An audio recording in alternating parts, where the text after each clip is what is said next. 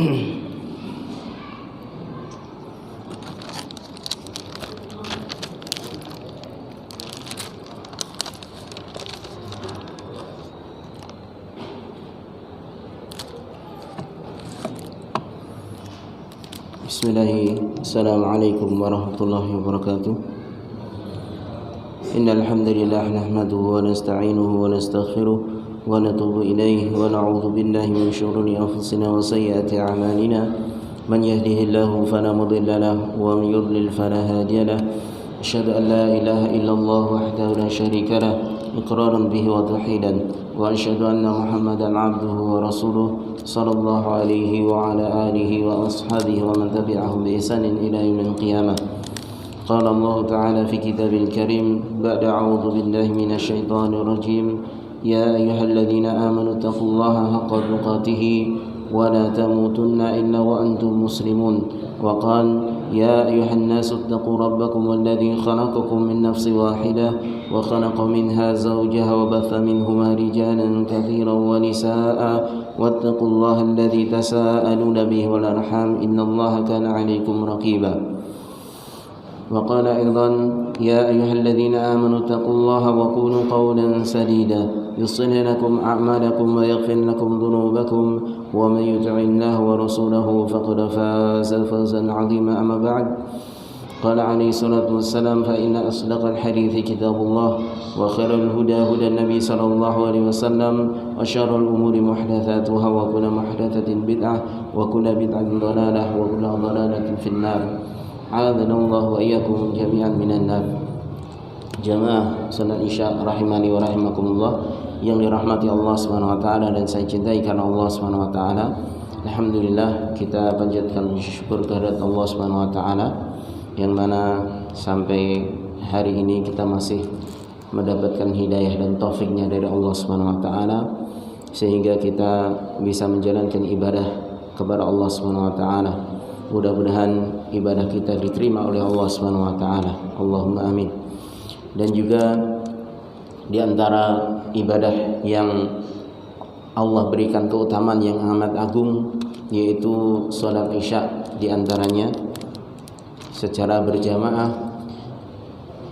Ketika seorang muslim menjalankan salat Isya secara berjamaah, maka dia akan ditulis mendapatkan pahala seperti seorang yang salat lail setengah malam di mana dalam hadis yang diriwayatkan oleh Imam Muslim, Rasulullah SAW bersabda, man shalal isya fi jama'atin ka'annahu qama nisfal lail. Barang siapa yang salat Isya secara berjamaah, maka seakan-akan dia seperti salat malam, setengah malam dia gunakan untuk salat malam. Wa man shallal as-subha wa man shalla as-subha fi jama'atin faka'annahu qama lailatin aw qama lailatan kullahu. Barang siapa yang salat subuh berjamaah, maka seakan-akan dia telah mengerjakan salat malam seluruhnya. Artinya seluruh malam dia gunakan untuk salat malam. Maka ini merupakan keutamaan yang sangat besar. Maka hendaknya kita memuji Allah Subhanahu wa taala dengan atas nikmat yang Allah Subhanahu wa taala berikan kepada kita. Karena tidak setiap orang, khususnya tidak setiap muslim itu mau dan mampu menjalankan ibadah sesuai dengan apa yang diinginkan oleh Allah Subhanahu wa taala. Masih ada di antara saudara-saudara kita yang tanpa uzur, tanpa alasan syar'i itu salat di rumah, khususnya bagi laki-laki. Maka mengerjakan salat secara berjamaah ini adalah merupakan hidayah tersendiri bagi seorang muslim. Maka tentunya sekali lagi hendaknya kita terus memuji Allah Subhanahu wa taala karena nikmat ini nikmat yang tiada taranya, nikmat menjalankan ibadah sesuai dengan apa yang Allah Subhanahu wa taala inginkan, itu adalah satu kenikmatan tersendiri, dan itu tidak bisa diukur dengan kenikmatan dunia dan seisinya. Baik, jemaah sekalian rahimani wa rahmatullah yang dirahmati Allah Subhanahu wa taala dan saya cintai karena Allah Subhanahu wa taala. Kita lanjutkan pelajaran kita, masih membahas kitab atau risalah Fusulul Adab wa Makarimul Akhlaq Al-Masyru'ah, yaitu macam-macam adab dan akhlak mulia yang disyariatkan. Kita masuk pada perkataan muallif rahimahullahu taala, wa yukrahu natfu syaibi, dan dimakruhkan mencabut uban, ya. Yustathna min dhalika idza kana syaibu fil lihyah aw fil wajhi umuman, wa ba'dul ulama yara annahu minan namsi fala yantif, ya. Dan dikecualikan dari perkataan ulama wa yukrahu natfu syaibi, dimakruhkan yaitu dibenci untuk mencabut uban. Ini nampak zahir dari perkataan muallif tersebut. Penulis mengecualikan bahwasanya uban yang berada di lihyah, yaitu di jenggot, ya, maka ini dikecualikan. Artinya kalau uban itu di jenggot, maka itu tidak mengapa, karena itu tidak termasuk dalam kategori uban di rambut, di kepala, ya. Wa ba'dul ulama yara annahu minan namsi fala yantif.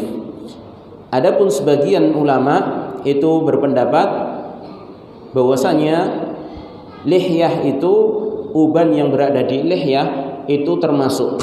Jadi sebagian ulama berpendapat bahwasanya yang namanya uban selama itu masih di area wajah, baik itu di lihyah ataupun di kepalanya, di rambutnya, maka itu semuanya dilarang untuk dicabut, ya. Dan inilah wallahu alam pendapat yang lebih kuat dari dua pendapat ulama ini.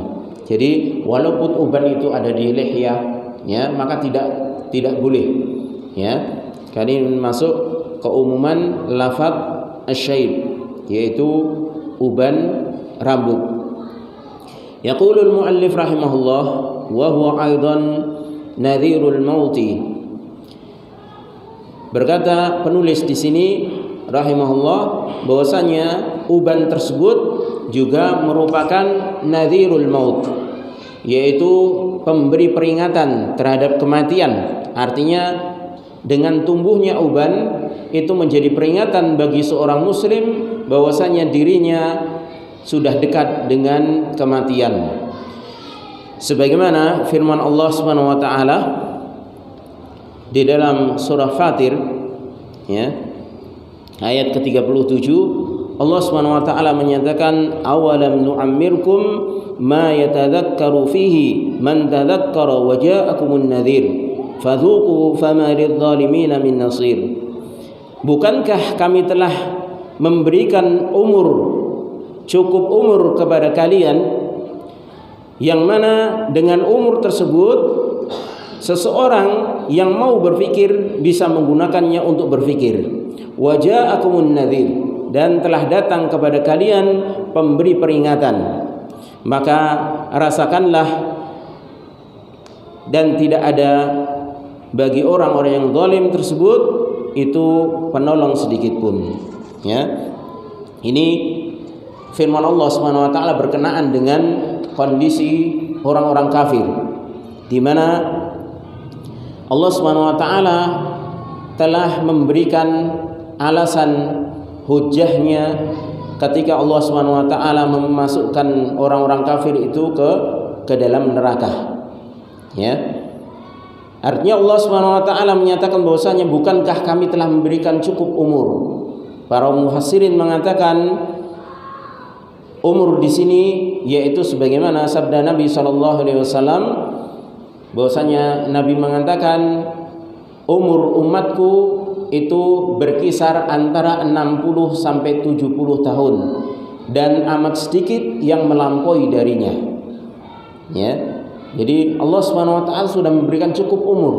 Rata-rata manusia ya, khususnya umat Nabi Muhammad SAW secara keseluruhan itu 60 sampai 70. Adapun yang lewat dari 70 itu amat sedikit. Ya, Nabi sendiri alaihi salatu wasallam 63. Ya, itu kalau Hijriah. Kalau dihitung Masehi sekitar 65. Ya. Maka Allah Subhanahu wa taala telah memberikan umur itu yang cukup. Ya. Yang bisa digunakan untuk berpikir bagi orang yang mau berpikir. Ma yatadzakkaru fihi man tadzakkara. Kemudian Allah Subhanahu wa taala juga menyebutkan alasan yang kedua setelah memberikan umur tersebut, waja'akumun nadhir, dan telah datang kepada kalian juga pemberi peringatan. Artinya para mufassirin ahlu tafsir itu ada dua penafsiran di sini. Yang pertama yaitu an-nadhir itu adalah Rasulullah sallallahu alaihi wasallam. Itu adalah datangnya pemberi peringatan yaitu Rasulullah sallallahu alaihi wasallam. Ada yang menafsirkan dengan penafsiran yang kedua yaitu an-nadhir, dan ini kebanyakan ahli tafsir ya, itu menafsirkan an-nadhir di sini adalah uban yang tumbuh di rambut ya. Itu adalah pemberi peringatan bagi manusia. Ya. Karena an-nadhir itu disebutkan setelah Allah Subhanahu wa taala memberikan alasan bahwasanya manusia itu telah diberikan umur yang cukup ya, sekitar 60 sampai 70 tahun. Kemudian juga Allah Subhanahu wa taala mendatangkan sang pemberi peringatan ya, yaitu dengan tumbuhnya uban ya. Maka inilah di antara fungsi yaitu asyaid ya, hikmah adanya uban yang tumbuh di rambut seseorang. Artinya rambut yang semula hitam itu akan menjadi putih dengan berjalannya waktu. Maka tentunya uban di sini itu sebagaimana yang kita sebutkan pada pertemuan yang lalu, bahwasanya barang siapa yang beruban dengan satu uban saja di dalam Islam, maka itu merupakan cahaya baginya pada hari kiamat. Bahkan di dalam riwayat yang lain dari hadis yang dihasankan oleh Syekh Al-Albani rahimahullah, bahwasanya Rasulullah sallallahu alaihi wasallam menyatakan la tantifu asy-syaiba, janganlah kalian mencabut uban, fa innahu nurun yaumal qiyamah, karena sungguhnya uban itu adalah cahaya pada hari kiamat. Wa man syaba syaibatan fil Islam, barang siapa yang beruban dengan satu uban saja di dalam Islam, kutiba lahu biha hasanatan, maka akan ditulis baginya satu kebaikan, satu uban, satu kebaikan. Wa hudda anhu biha khati'atan, dan akan dihapuskan darinya satu kesalahannya. Wa rufi'a lahu biha darajatan, dan akan diangkat dengan satu tingkatan derajat di sisi Allah Subhanahu wa taala. Ini dengan satu uban. Maka disinilah kenapa di sini muallif menyebutkan tentang makruhnya mencabut uban. Bahkan Imam An-Nawawi rahimahullah itu menyatakan bahwasanya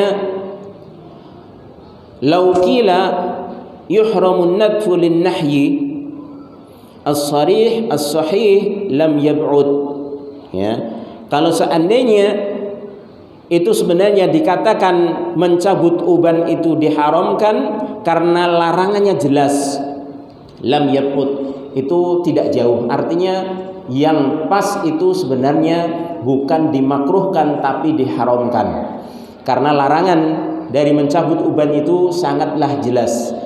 Dan kita tahu bahwasanya di dalam syariat asal ketika ada larangan itu adalah hukumnya haram, ya, kecuali kalau ada sesuatu yang memalingkan dari keharaman tersebut, dari hukum asalnya. Sebagaimana ketika ada perintah, maka yang difahami perintah tersebut adalah asalnya wajib, kecuali nanti kalau ada yang menyelisihi dari perbuatan Nabi atau ucapan Nabi yang menunjukkan bahwasanya itu tidak sampai derajat wajib, maka derajatnya turun dari kewajiban menjadi sunnah.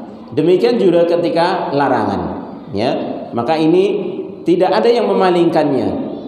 Dan Rasulullah SAW dalam banyak hadis tentang uban itu dilarang seseorang untuk mencabut uban tersebut, ya.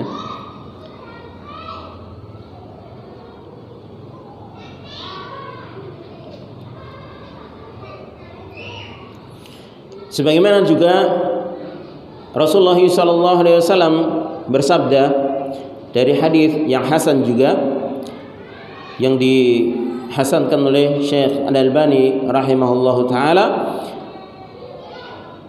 Beliau menyatakan hadis ini tentang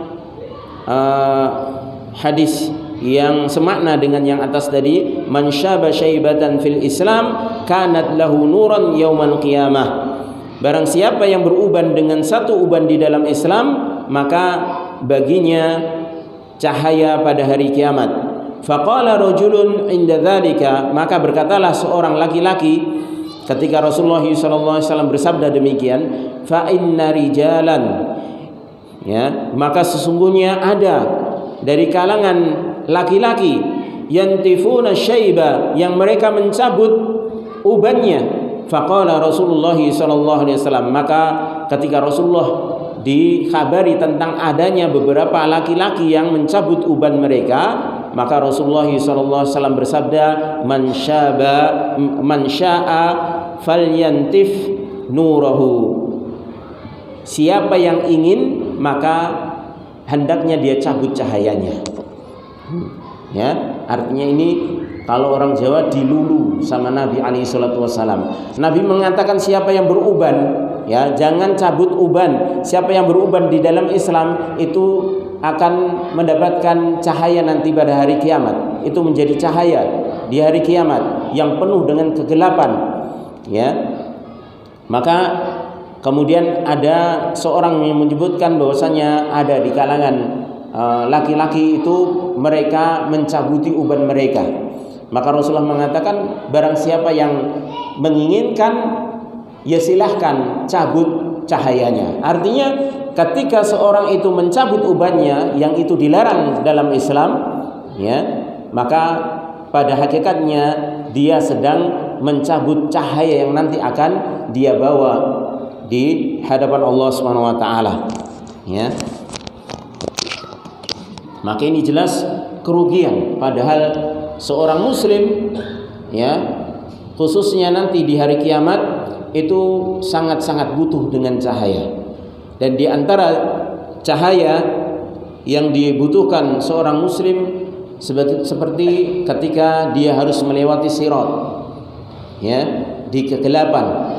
Makanya ada berbagai macam kondisi seorang muslim ketika meniti sirat yang itu terbentang di punggung neraka jahanam, ya, terpleset sedikit jatuh ke dalam neraka, ya. Maka di antara mereka itu ada yang secepat kilat, ya, ada yang mereka itu berjalan cepat atau berlari seperti angin.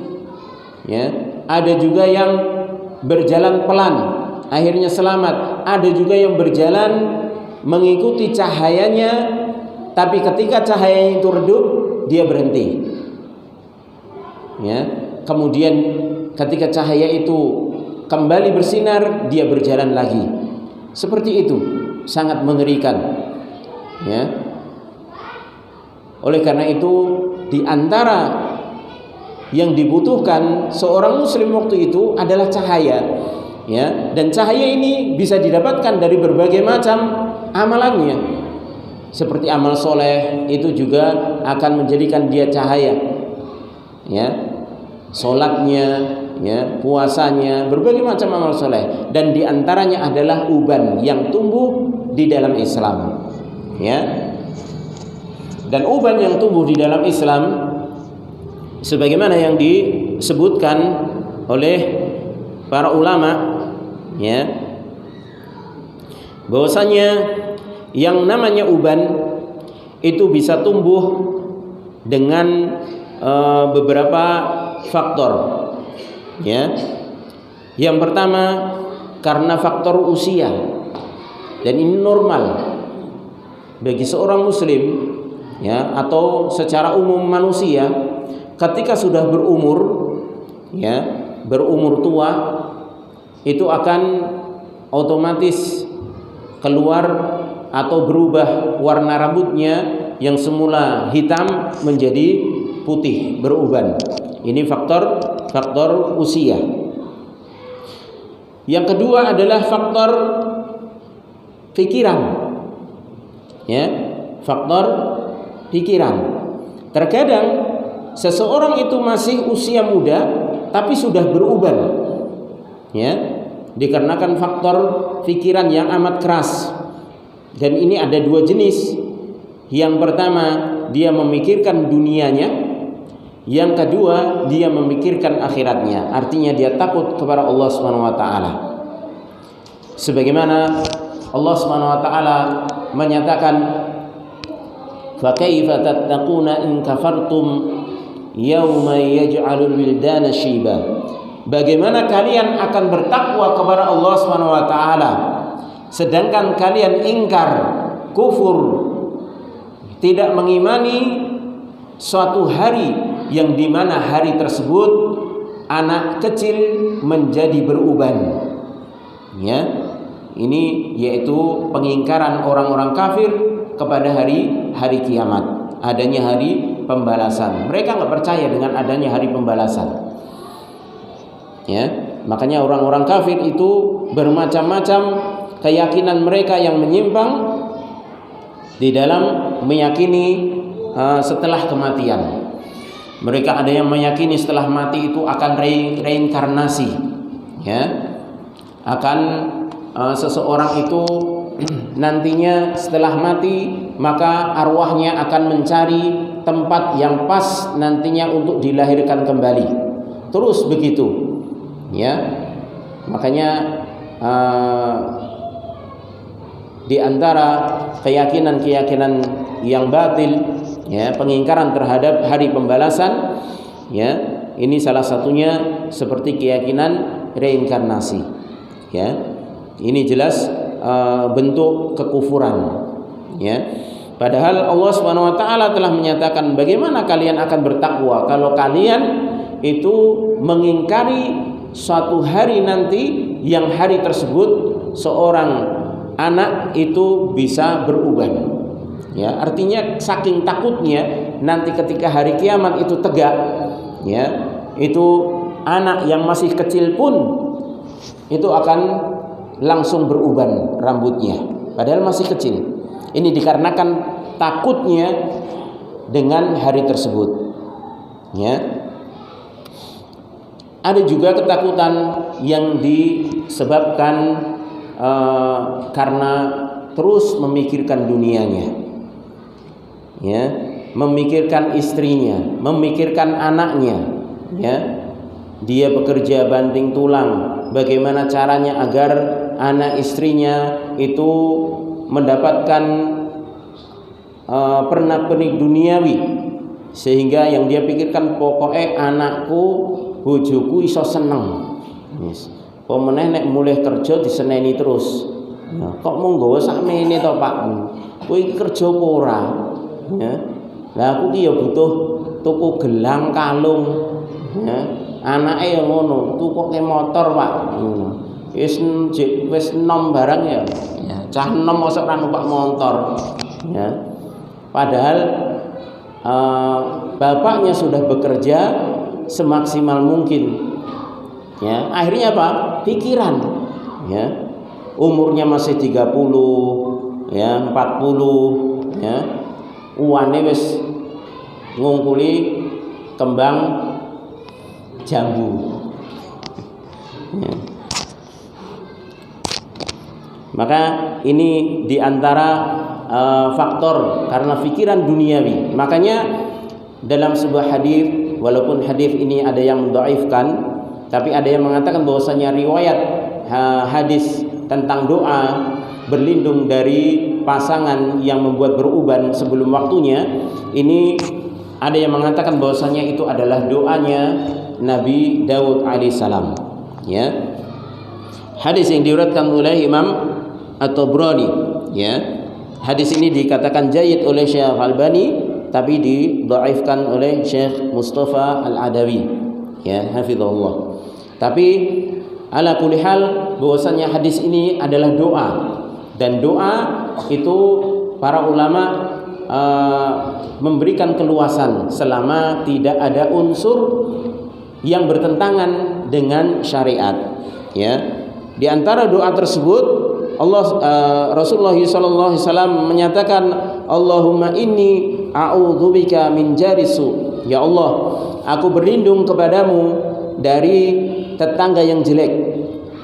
Wa min zaujin tushayyibuni qabla al-mashib, dan dari istri atau pasangan yang membuat aku beruban sebelum waktunya. Wa min waladin yakunu alayya rabban wa min malin yakunu alayya adaban, dan aku berlindung kepadamu dari anak yang menjadi majikan bagiku, artinya anak yang durhaka, dan dari harta yang menjadi sebab diadabnya diriku. Wa khalilin makirin ainuhu tarani wa qalbuhu tar'ani, in ra'a hasanatan dafanaha wa idza ra'a sayyi'atan adha'aha. Dan aku berlindung kepadamu ya Allah dari khalil, dari teman yang membuat makar. Matanya melihatku dan hatinya mengawasiku. Jika ia melihat kebaikan pada diriku, maka dia kubur kebaikan tersebut. Dia seakan-akan tidak mengetahuinya. Dan apabila dia melihat kejelekan, maka dia langsung sebarkan kejelekan tersebut.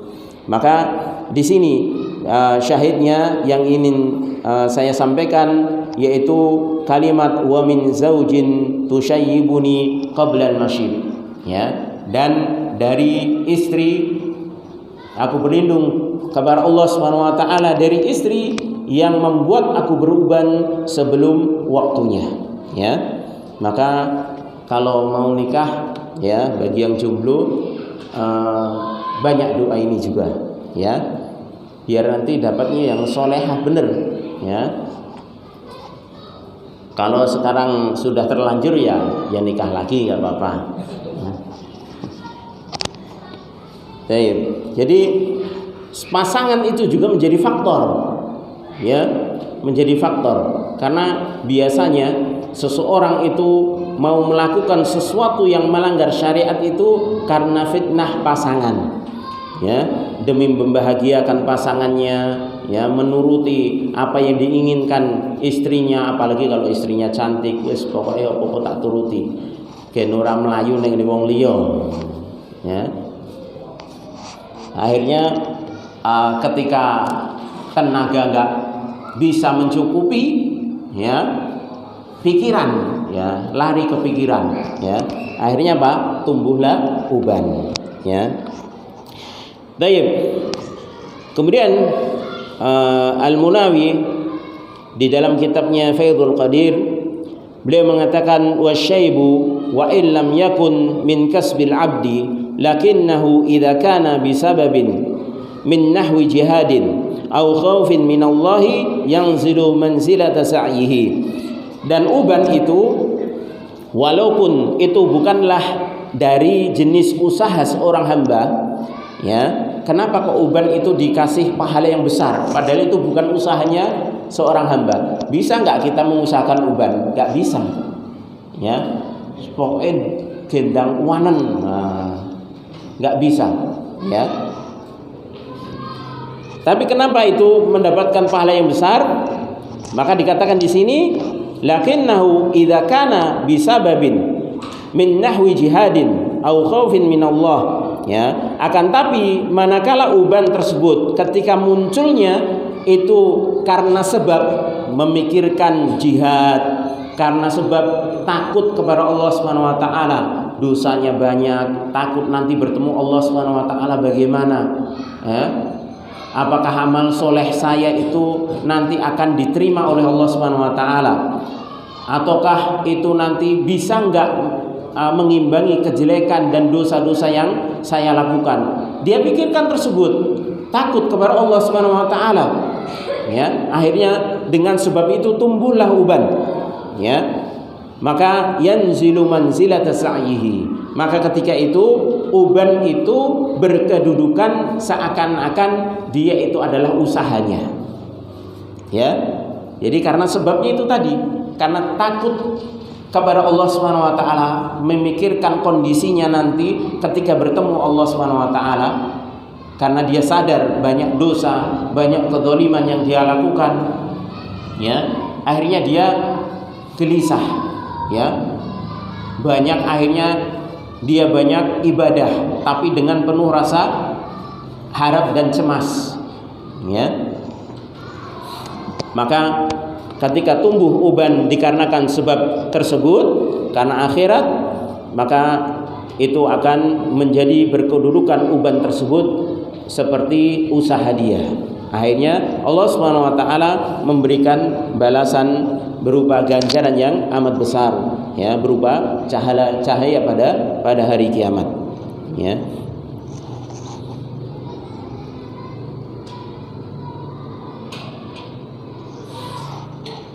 Baik. Kembali kepada ucapan mu'alif tadi bahwasanya uban ini merupakan nadhirul maut, ya, sebagaimana firman Allah Subhanahu wa taala tadi, ya, waja'akumun nadhir, dan telah datang kepada kalian pemberi peringatan, yaitu uban, ya. Wa qila innal murad bihi huwa syaib, dan dikatakan bahwasanya yang disebut dengan an-nadhir adalah asyaib. Ini kebanyakan sahabat dan juga tabi'in menafsirkan an-nadhir di sini dalam firman Allah surah Al-Fatir, surat Fatir ayat ke-37 itu adalah asyaib, yaitu uban.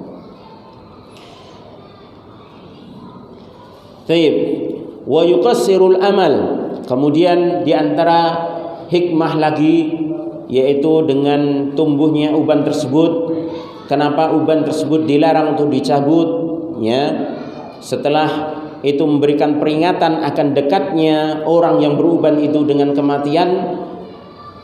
Maka di antara hikmah lagi yaitu wa yuqassirul amal, akan memperpendek angan-angan, ya, akan memperpendek angan-angan, ya. Jadi kalau sudah beruban wis mikir, wis ora mikir ningkat omah, ora mikir anu, iki ameh bali mati, ya. Mbuh sesuk, mbuh sore, mbuh anu, ya. Nek wis uwanen, ya wis diingatke, wis cedak mati. Ning pikirane mung kapan duwe kos-kosan tambah meneh, kapan wis rugi, ya. Kos-kosane dadi mati, ya. Akhirnya apa?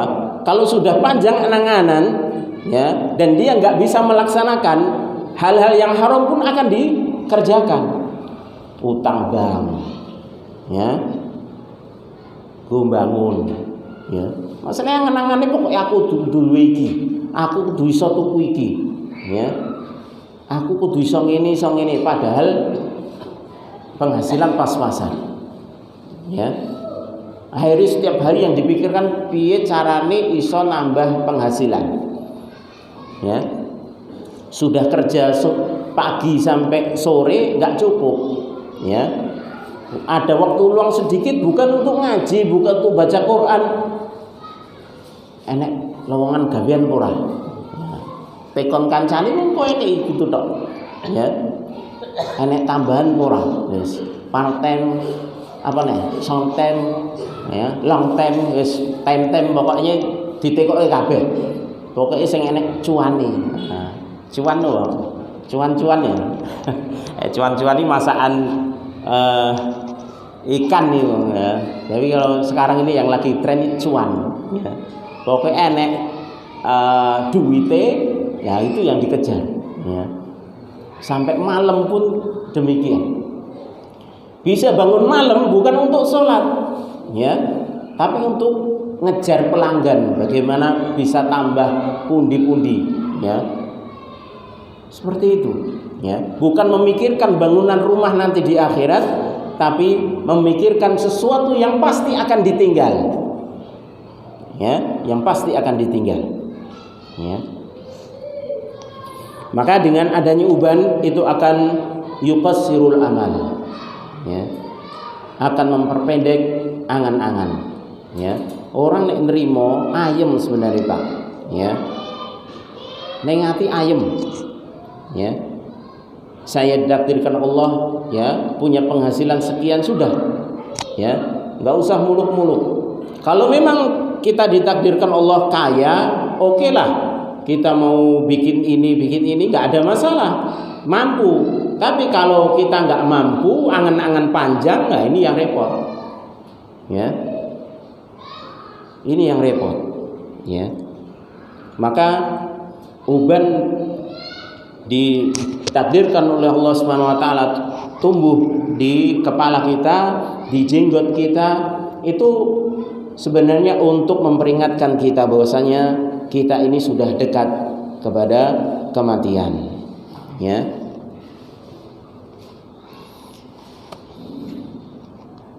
Wa hathun ala husnil amal.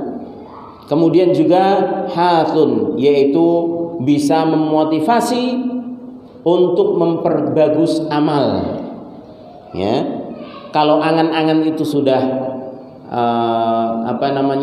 bisa dihalangi, artinya panjang angan-angan itu sudah bisa dicegah, maka otomatis orang tersebut akan memperbagus bagaimana dia beramal, karena inilah sebenarnya yang akan dibawa, ya. Karena dia sudah dekat kematian, sudah angan-angan diputus, panjang angan-angan diputus, ya. Kemudian memperbagus amalan, ya. Bagaimana amalan ini bisa baik, ya. Oleh karena itu orang yang termotivasi untuk memperbagus amalannya, ya, dikarenakan dia sudah melihat uban di kepalanya, maka walaupun waktu yang dia tersisa untuk dirinya itu pendek, tapi itu bisa untuk membayar kesalahan-kesalahan yang telah dilakukan di waktu dia muda, ya. Kenapa? Karena walaupun waktu dia hanya tinggal beberapa saat, tapi dia dengan memperbagus amalannya, fokus dengan itu, dan dia putus angan-angannya, ya, panjang angan-angannya dia putus, maka amal yang dia perhatikan kualitasnya tersebut itu akan bisa membayar kekurangan-kekurangan dari masa lalu, ya. La syakka anna al-muslima idza bada bihi asy-syaibu fa innahu yanbaghi lahu idza kana kayyisan fatanan an yuqassira amalahu fi hadhihi dunya. Maka tidak diragukan lagi bahwasanya seorang muslim apabila telah tumbuh, telah nampak pada dirinya yaitu uban, maka sudah seharusnya baginya apabila dia orang yang kayyisan, orang yang cerdas, ya, orang yang jenius, ya, an yuqassira amalahu fi hadhihi dunya, maka dia akan tidak panjang angan-angan, dia akan memutus angan-angan terhadap dunia, ya. Itu orang yang cerdas. Apabila uban tumbuh, ya, maka dia akan merenung, sebentar lagi saya akan menghadap Allah Subhanahu wa taala, ya. Maka keinginan-keinginan dunianya dia akan hilangkan. Artinya sesuatu yang memang sudah di luar kemampuannya untuk meraih dunia itu sudah tidak dia gubris lagi, ya. Dia sudah gak peduli, usahanya ya sudah, dia sekedar usaha, tawakal kepada Allah Subhanahu wa taala untuk kehidupannya, ya, dan dia tidak tamak terhadap dunianya, ya. Apalagi tamak terhadap dunia dengan sesuatu yang tidak dia mampu, maka ini akan memperberat pikirannya, ya. Maka orang yang cerdas itu dia akan memutus banyak angan-angannya. Wa yukthiru minal a'mali salihah, dan dia akan memperbanyak dari amal soleh. Wa yarji'u ila Allah azza wajal, dan dia akan kembali kepada Allah Subhanahu wa taala, li'annahu nadhirun, karena uban tersebut adalah pemberi peringatan. Wa yahmadullaha azza wajal idh manna alaihi hatta ja'ahu ma yunziruhu min nafsihi, dan dia akan memuji Allah Subhanahu wa taala ketika Allah Subhanahu wa taala memberikan anugerah kepada dirinya, ya, sampai datangnya sesuatu yang memberikan dia peringatan, yang mana itu muncul dari dirinya sendiri, yaitu uban tersebut. Dia akan memuji Allah Subhanahu wa taala, ya, dengan banyak pujian kepada Allah, dikarenakan Allah telah memberikan nikmat, anugerah, sampai mendatangkan sesuatu yang memberikan peringatan bagi dirinya, ya, yang mana sesuatu tersebut itu muncul dari dirinya sendiri, yaitu berupa uban. Qala wa waqarin, kemudian juga uban tersebut adalah waqar, ya, yaitu kewibawaan.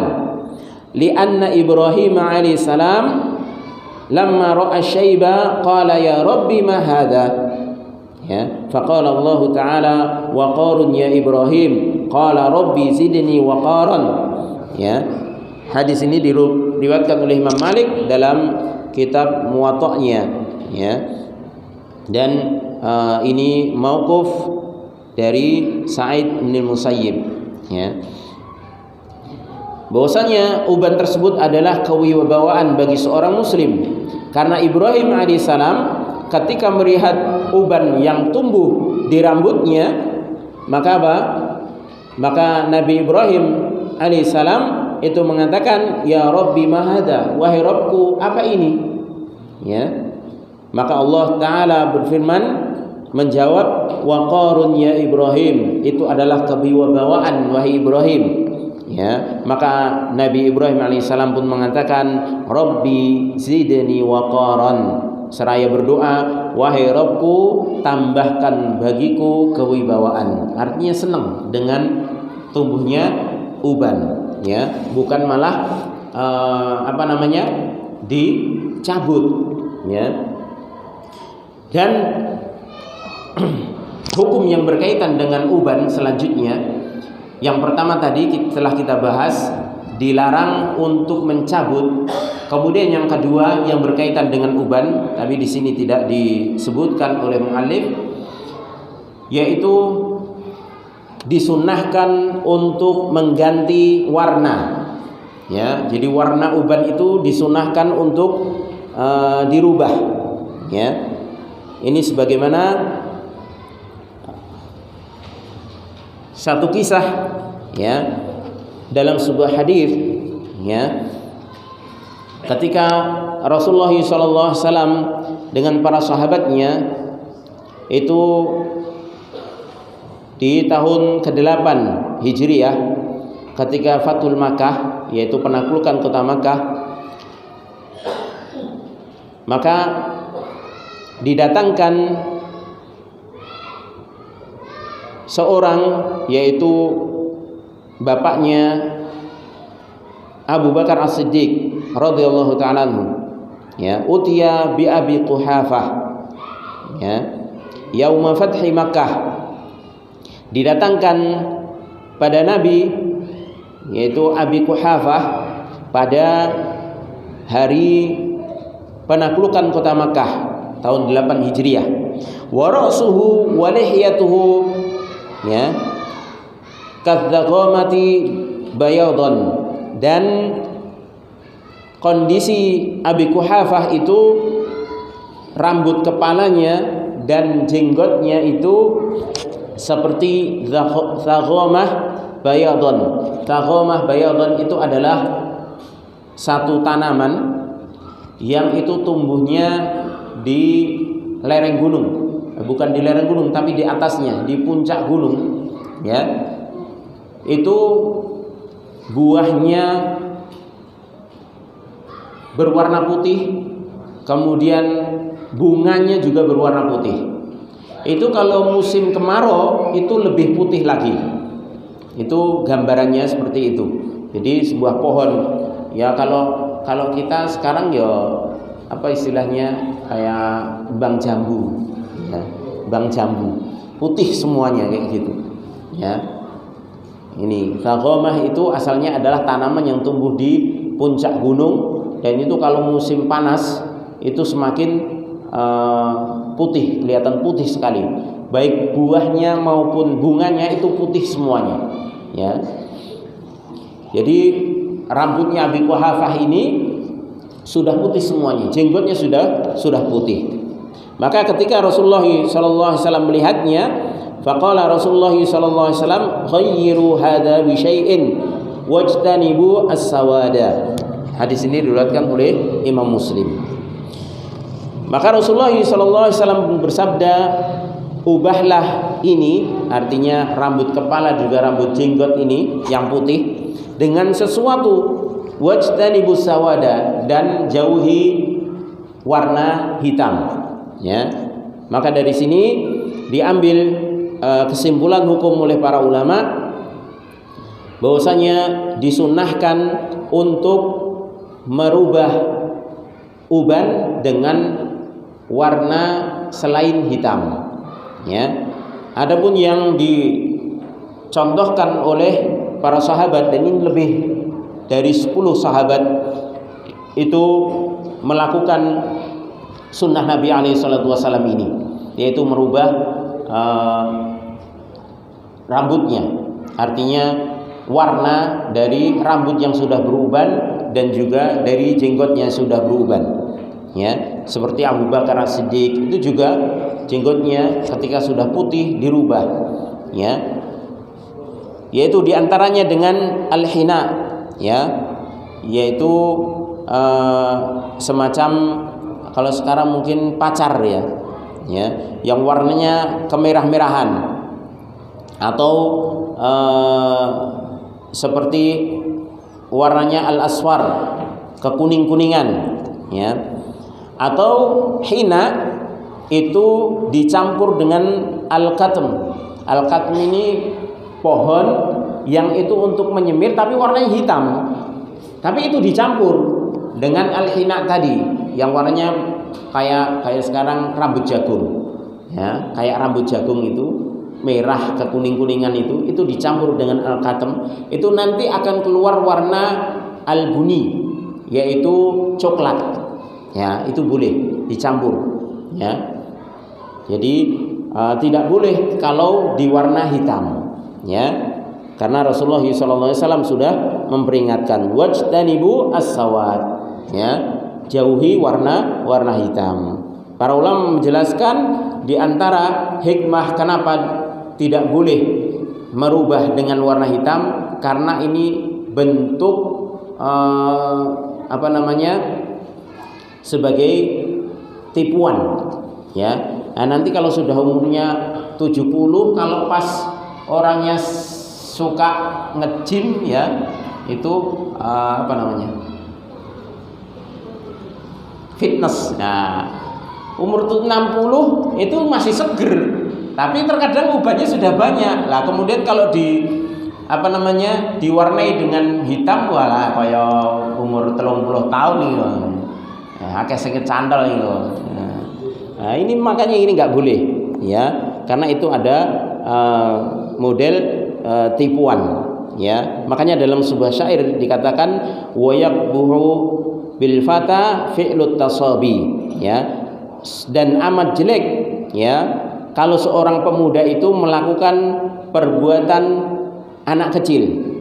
Wa aqbahu minhu syekhun qad tafatta, dan lebih jelek lagi kalau seorang yang sudah tua itu bertingkah laku seperti seorang pemuda. Ya. Jadi apa istilah Jawa nih, ya?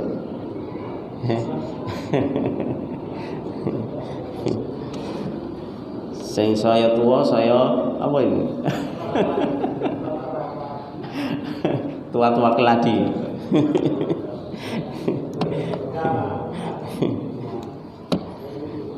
Baik, ya, maka merubah asyaib, yaitu uban dengan warna hitam, itu diharamkan, ya, tidak boleh, ya. Kenapa Rasulullah SAW tidak merubah ubannya? Karena uban beliau alaihissalam itu tidak banyak, ya, cuma beberapa helai, ya. Ketika beliau meninggal, itu ada sahabat yang menghitung, dalam riwayat itu ubannya cuman di bawah 20 belasan, ya, jadi nggak banyak, ya. Padahal beliau alaihissalam pernah ditanya oleh Abu Bakar As-Siddiq radhiyallahu ta'ala, ya, dalam sebuah hadis yang diriwayatkan oleh Imam At-Tirmidzi dan disahihkan oleh Syekh Al-Albani rahimahullah. Abu Bakar bertanya, ya Rasulullah, qad shibta, wahai Rasulullah, engkau ini juga beruban, ya. Maka Rasulullah SAW pun menjawab, syayyabatni hudun wal waqi'ah wal mursalat wa amma yatasaalun wa idza syamsu kuwirat. Telah membuat aku beruban surah Hud, kemudian surah Al-Waqi'ah, kemudian surah Al-Mursalat, kemudian surah Amma Yatasaalun, dan juga surah Idza Syamsu Kuwirat, ya. Jadi berubannya Nabi itu karena mikir akhirat, ya. Walaupun istrinya 9 loh, Pak, ya. Insyaallah istri 9, pemimpin, ya, plus dia itu panglima perang, ya, lebih dari presiden kalau Rasulullah sallallahu alaihi wasallam itu, ya, lebih luas cakupannya karena memimpin seluruh dunia, ya. Istrinya 9, wah repotnya bukan main itu. Sudah imam, ya, pemimpin umat Nabi Rasul, ya, tapi ubannya cuman belasan. Itu pun muncul dikarenakan apa? Dikarenakan mikirkan ayat-ayat tersebut, ya, dari surat-surat yang disebutkan tadi, surat Hud, Waqi'ah, Mursalat, Amma Yatasaalun, Idza Syamsu Kuwirat, dan itu semuanya berkaitan dengan bagaimana kondisi akhir zaman di hari kiamat nanti, ya. Saking ngerinya beliau sampai beruban. Tapi kalau cuma memikirkan istri, bukannya nggak ada masalah, ada masalah. Istrinya Rasulullah pernah ngambek, ya, pernah minta jatah gaji, ya, bahkan sampai Rasulullah ingin menceraikan, ya, ditanting, kowe njaluk tambahan gaji apa tak pegat, ya. Masalahnya Rasulullah hidupnya sederhana, ya, pilih akhirat, Allah dan Rasulnya, atau dunia. Kalau dunia kasih pesangon, tapi setelah itu diceraikan, ya. Makanya beliau pernah meninggalkan istrinya, pisah ranjang itu selama 1 bulan, sekitar 1 bulan. Ya, semua istrinya itu 9 istrinya. Tapi Rasulullah nggak kepikiran sampai piye mumet anu, ya, sampai uane brul. Tapi Rasulullah santai, ya. Padahal selaku manusia biasa ya mikir, tapi pikirannya itu diserahkan kepada Allah Subhanahu wa taala. Artinya tawakalnya kepada Allah Subhanahu wa taala tinggi. Ya. Gelem ngene ya nek ra gelem ya wis. Ya. Makanya Rasulullah SAW ubannya itu hanya beberapa belas helai dari rambut beliau alaihi salatu wassalam. Makanya beliau tidak menyemir, ya, tapi menyuruh sahabatnya yang ubannya banyak itu disemir. Ya, makanya ini juga menjadi pelajaran bagi kita. Kalau uban itu baru 1-2, ya serasa disemir lah, kangelan. Ini siji ini ya. Wis tek nisik wae. Engko nek wis akeh, ya. Kok ya ora akeh ya. Ya njaluk tulung bojone. Kon merenguti wae lah sesih akeh. Pikiran terus ya. Baik.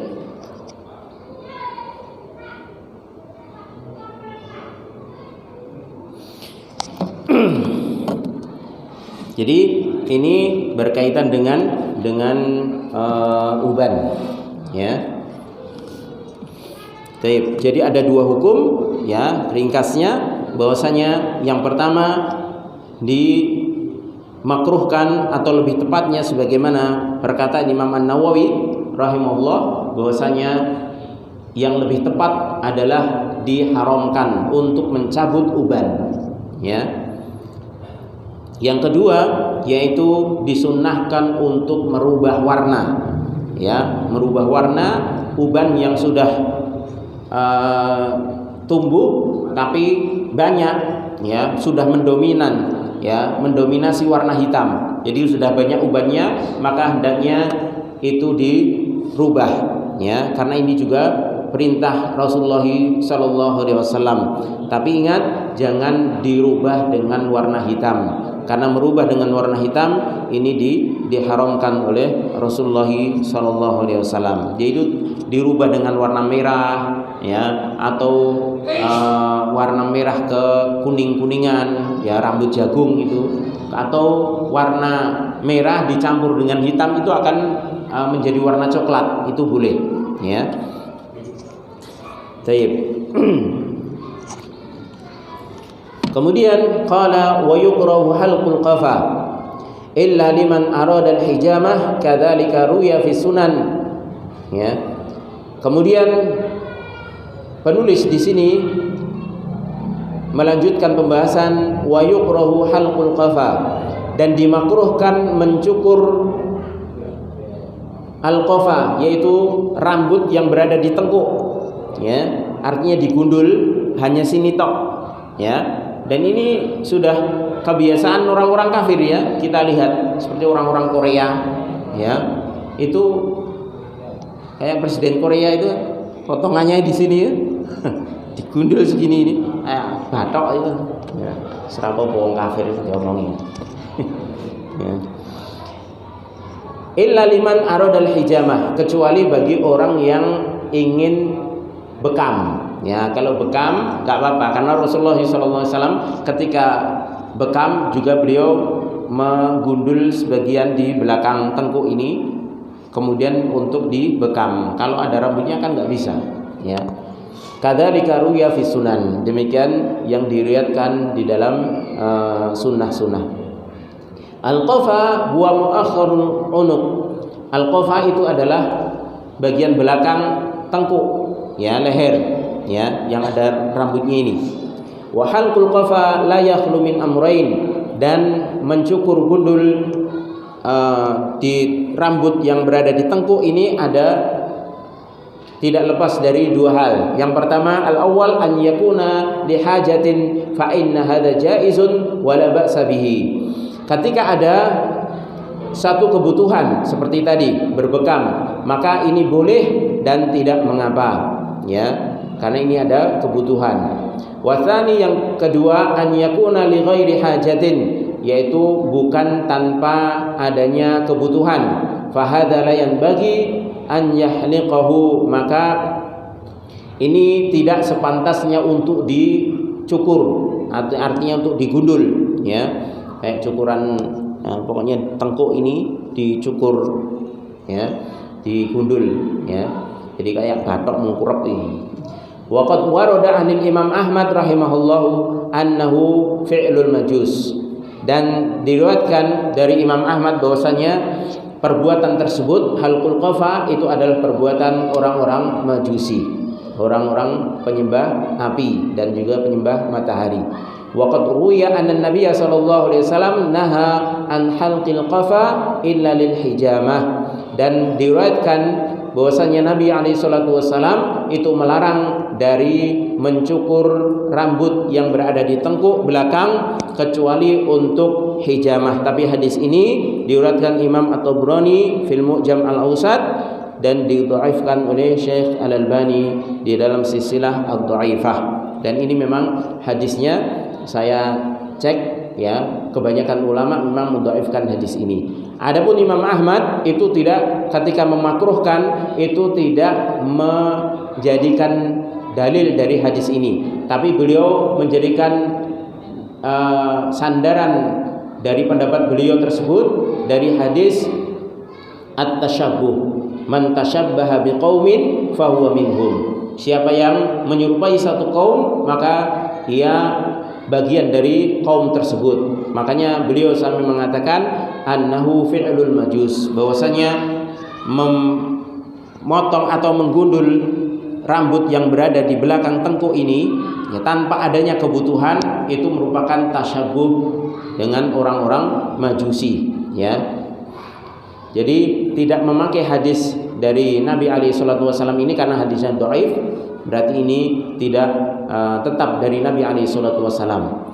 Kemudian juga riwayat Umar bin Khattab, ya, yang dijadikan sandaran larangan halqul qafa, yaitu ketika Umar bin Khattab melihat seseorang yang rambut tengkuknya ini digundul, ya, tanpa ada sebab, kemudian dia juga memakai sutra, ya, laki-laki, maka Umar bin Khattab mengatakan kepada pemuda tersebut, man tashabbaha biqaumin fahuwa minhum, ya, artinya Umar melarangnya dan mengatakan barang siapa yang menyerupai satu kaum maka ia bagian dari kaum tersebut, ya.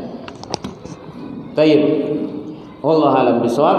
Ini pembahasan tentang halqul qafa, yaitu intinya kalau mencukur rambut di belakang tengkuk ini tanpa ada kebutuhan seperti berbekam ataupun mungkin karena ada keperluan yang diperlukan untuk pengobatan dan lain sebagainya, maka ini ketika dibutuhkan dibolehkan. Tapi ketika hanya untuk gaya saja, wah, trennya kalau cukur tengkuk, rambut di belakang ini digundul, ya, kayak dibatok itu, maka ini nggak boleh karena larangannya tasyabuh, ya, yaitu menyerupai orang kafir, ya, sebagaimana yang disebutkan Imam Ahmad, yaitu menyerupai orang-orang penyembah api atau penyembah matahari, yaitu orang-orang Majusi. Wallahu a'lam bishawab.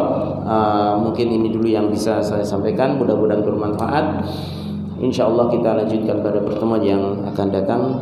Ya, kurang lebihnya saya mohon maaf. Kita tutup dengan doa kafaratul majelis. Subhanakallahumma wa bihamdika asyhadu an la ilaha illa anta astaghfiruka wa atubu ilaik. Assalamualaikum warahmatullahi wabarakatuh.